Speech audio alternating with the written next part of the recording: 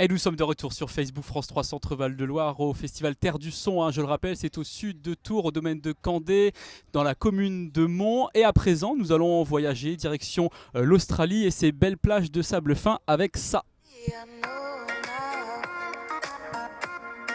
donne tout de suite envie de danser, évidemment, vous avez reconnu, c'est Mom. Merci d'être avec nous et de nous faire voyager, hein, sur France 3 Centre Val de Loire. Alors, j'évoque l'Australie car votre musique électronique est très influencée par cette culture, par la chill wave, un genre musical que vous avez découvert comment? Bah alors déjà j'écoutais des groupes via SoundCloud, des groupes qui étaient qui venaient en fait du monde entier, un peu de partout. Et puis en fait je me suis rendu compte que j'écoutais beaucoup de groupes australiens et qui faisaient une genre de musique mélange entre de la pop et d'électronique. Et puis en me renseignant, ils me disaient, ces gens me disaient, on fait de la chill wave. Et donc je me suis un peu renseigné sur le genre le courant. En fait, ça vient des États-Unis à la base, donc c'est lié entre le surf music, le surf, la nature et tout ce qui est ambiante en fait, et mélanger ça à de la pop et d'électronique. Et les Australiens ont vraiment développé en fait, ils se sont un peu appropriés le terme et j'ai découvert comme pas mal de groupes en fait qui sont pas populaires en France, qui sont pas très connus comme Lamar, Tora, qui font ce style de musique. Et ce qui est marrant, c'est que dans ma chambre, je composais à peu près la même chose, mais sans savoir ce que je faisais. Enfin, je me pose pas de questions sur le genre en fait, surtout que c'est un mélange de plein d'influences, de rock, de sonorités exotiques, des fois je veux dire de beatmaking beaucoup plus hip-hop aussi. Donc en fait, ouais, c'est un mélange de tout ça et ça vient de là en fait. Alors, vous étiez quand même dans une ambiance Riviera parce que vous êtes originaire de la Côte d'Azur, hein, de Nice. Ça a fortement aussi contribué, on va dire, à cette ambiance qui évidemment nous donne un air de vacances en permanence. Je vais pas faire le cliché, mais en fait pas du tout. Enfin, c'est pas Nice qui m'a donné en fait ces idées, c'est surtout parce que j'ai commencé à voyager. Et en fait, c'est venu surtout de mes voyages. En fait, c'est quand je partais justement de Nice et quand je revenais à Nice, j'avais mon studio et du coup, tout ce que j'avais dans la tête que j'avais pris ailleurs, et j'avais mon chez moi, mon petit studio dans lequel je pouvais enregistrer mes claviers, mes guitares et tout ça. Et c'est comme ça qu'est née en fait toute cette musique. Après, voilà, je vais dire que c'est plus influencé par le voyage que par la French Riviera, quoi. Maintenant, on peut voyager en écoutant vos musiques tout en étant sur la French Riviera. Mom, c'est votre nom de scène, qu'est-ce que ça veut dire? Mom, en fait, c'est un surnom qu'on me donnait, surtout quand j'étais plus jeune, parce qu'on me disait arrête de faire le mom quand j'étais en train de faire de la musique et que des fois je m'arrêtais pas, parce qu'il y a ce truc euphorique, des fois quand on fait de la musique, on oublie tout ce qui se passe autour, comme un gosse aussi. Ça vient de là en fait, et en fait, j'ai gardé le surnom parce que tout simplement parce que je me suis pas pris la tête, je me suis dit on m'appelle comme ça, c'est pas mal. Comment vous avez appris à composer de la musique électronique? Parce que vous avez quand même une formation plus classique à l'origine. En fait, c'est ultra lié quoi. Le classique apporte les meilleures bases du monde pour faire de la musique. Et du coup, j'ai faisais un petit peu de jazz aussi et j'ai commencé à toucher. J'ai appris la guitare en fait par moi-même. J'ai commencé à toucher à la basse, la batterie, tout ça. Et en touchant un petit peu à tout, mon but c'était vraiment de composer des musiques à part entière. Et du coup, les synthés analogiques sont venus en fait sur mon chemin avec les séquenceurs comme Ableton les synthés analogiques, synthés numériques, tout ce qui concerne la production, vraiment, production de musique de A à Z, la compo, la réal, le mix aussi, parce que c'est des métiers complètement différents, mais tout m'a intéressé et surtout j'ai beaucoup bossé en fait pour pouvoir tout faire seul, parce que c'est quand même, pour moi c'était une fierté aussi d'y arriver, quoi. Est-ce qu'il y a quand même des DJ qui vous ont influencé? Ah oui, complètement, ouais, il y en a. Ça dépend. Enfin, il y a eu beaucoup de périodes différentes. Je crois que les premiers gars électroniques que j'écoutais, c'était des Anglais de chez Warp Records, Bibio, Bath. C'était vraiment les premiers en fait qui faisaient de la musique un peu mélange d'acoustique électronique, c'est plutôt ambiante. Et puis après, j'ai écouté pas mal de hip-hop aussi, type RJD2, beaucoup de rap aussi, les productions de rap parce que j'adorais ça. Et aussi la French Touch, quoi, donc 1.0, 2.0, 3.0, tout la French Touch en fait jusqu'à aujourd'hui.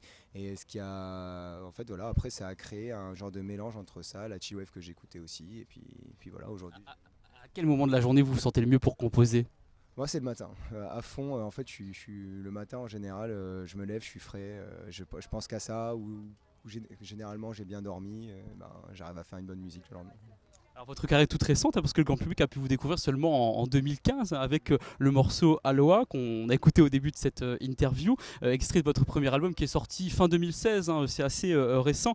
Ce morceau est chanté par l'Australienne Mary Jane. Qui est-elle? Parce que nous ici on ne la connaît pas. Ouais, vous devriez la connaître.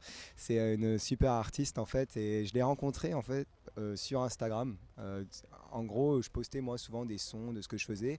Elle m'a envoyé un message privé et là je lui ai dit, j'avais l'instrumental d'Aloha en fait sans la voix, et en fait elle marchait déjà cette musique en live. Je voyais très bien que les gens accrochaient grave, ça dansait à partir de ce moment-là, et c'est très rare en France de faire danser un public quand ils connaissent pas une musique sur ce style-là, en plus qui n'existait pas vraiment. Sur les radios, on n'entendait pas vraiment ces sonorités et tout ça. Je voulais pas la sortir jusqu'à ce que je tombe sur Mérine, qui est une super artiste, qui a une super voix. Et du coup, elle a posé dessus, elle a posé une acapella que j'ai retouché en fait par la suite, et puis c'est devenu Aloha en fait, c'est tout simplement. Vous l'avez rencontré en personne, j'imagine. Ouais, bien Vous sûr. n'avez pas fait ça virtuellement par écran interposé. Non, en fait, on s'est dit, à partir du moment où ça commence à marcher, on s'est rencontrés à Paris avant que je parte en Australie. Et c'est marrant parce qu'elle, elle était en Europe pour un voyage, vraiment un voyage pendant un an en fait pour découvrir l'Europe. Et moi, j'allais partir le mois d'après en Australie, du coup. Donc la track était sortie en septembre 2015. Et en gros, je suis parti en octobre en fait en Australie, donc c'était vraiment au moment où dans ma tête tout était en ébullition. Et la musique a commencé à passer en radio bien plus tard, en fait, peut-être 6 mois après ou un an après. Et vous, vous êtes parti donc en Australie pour enregistrer votre album, alors dans des conditions assez particulières, hein. Racontez-moi, c'est plutôt étonnant d'enregistrer un album de cette manière. Ouais, en fait, mon truc, ça a toujours été de faire vu que ça vient de des voyages, je me suis dit pourquoi pas carrément faire une musique nomade et composer sur le moment en fait de partout pour pas perdre une miette d'authenticité en fait sur mes morceaux.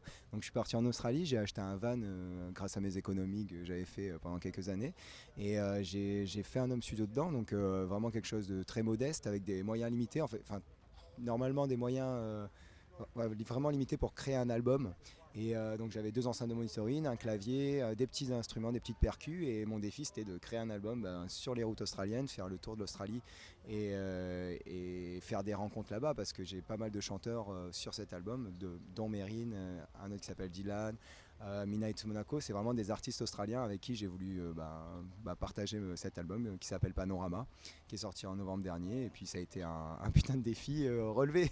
C'est ça aussi justement, en fait, vous faites partie de la nouvelle génération des DJ. Est-ce qu'en réalisant votre album de cette manière, il y a un message que vous vouliez faire passer en disant on n'a plus besoin d'être dans un grand studio, maintenant on peut enregistrer un album n'importe où, n'importe quand? C'est plus en fait, garder les choses authentiques, c'est vraiment important. Et aujourd'hui, il y a beaucoup d'images, il y a beaucoup de com, il y a beaucoup de mauvaises informations en fait de partout. C'est vraiment quelque chose que j'essaye de garder. Après, que j'essaye de dégager à travers mon projet en fait, c'est que c'est un projet vraiment réel à taille humaine, et ça c'est vraiment quelque chose que je défends, parce qu'aujourd'hui on peut facilement se tromper, on peut croire que certains artistes créent leur musique, alors qu'aujourd'hui le monde de la musique, il y a la moitié des artistes qui composent pas leur musique, donc c'est beaucoup d'interprètes, et ça c'est vraiment quelque chose qui est que je défends un petit peu, parce que les gens ils ont envie de voir quelqu'un d'authentique sur scène, ils ont envie d'écouter de la musique, les vrais mélomanes, je veux dire les gens qui vivent pour ça en tout cas, ils ont envie de ça, donc je fais partie de ces artistes qui défendent. Voilà, vous voulez vraiment être ambassadeur de la vraie musique, incarnée évidemment sur scène comme ce soir, hein, pour ce festival Terre du Son. Sans dénigrer bien sûr tout le reste, c'est juste que ma place, moi, c'est ça. Alors vous me parliez de Panorama, c'est le nom de votre album, c'est aussi le nom de votre tournée. Vous faites beaucoup de festivals cet été. Pourquoi l'avoir appelé Panorama? Ça va finalement balayer le large spectre de votre univers musical. Ça vient de là, ouais, carrément. C'est surtout que l'Australie, c'est vraiment plein de panoramas différents. C'est que on passe d'un décor à l'autre, c'est un pays énorme. C'est des cultures qui changent aussi, parce qu'en Australie il y a énormément d'étrangers, donc j'ai rencontré beaucoup de voyageurs du monde entier en fait qui étaient là-bas. Et ça, plus les émotions, en fait j'ai cherché un nom qui était universel, qu'on pouvait comprendre, qu'un français pouvait comprendre, que voilà, un anglais, un anglophone ou n'importe qui peut comprendre le mot panorama. Et c'est vraiment venu de là en fait. Vous avez vraiment pour objectif d'avoir une carrière internationale, donc du coup d'utiliser tout de suite des termes qui sont compréhensibles par tous. C'est ça, c'est vraiment ce sera je l'espère pour moi la prochaine étape. Qu'est-ce que ça fait justement de passer d'un mix à la maison à un mix devant des milliers de personnes comme ce soir? C'est beaucoup de travail, beaucoup d'organisation et il y a un truc super cool dans le live, c'est le partage surtout avec le public parce que on s'étonne et on prend beaucoup du public en fait. Ça donne de l'espoir, ça donne envie de faire de la musique encore plus. Enfin, je veux dire, ça donne des idées pour transporter les gens et c'est pas du tout, enfin c'est pas du tout le même métier en fait. C'est deux choses complètement différentes. Après moi j'ai pas vraiment de préférence. Je crois que je préfère le studio, le studio ou la composition. Vraiment, le métier de composition, c'est ce que j'aime le plus. Après, le live, je me déchaîne, quoi. Je m'éclate, quoi. C'est vraiment du fun, quoi. Et comment vous imaginez votre présence sur scène? Parce que c'est vrai que quand on se dit on va avoir de la musique électro avec un DJ, on a ses platines, il est derrière et voilà. Mais vous le concevez comment finalement ce show? Moi, déjà, je suis pas DJ en fait. À la base, je suis producteur de musique.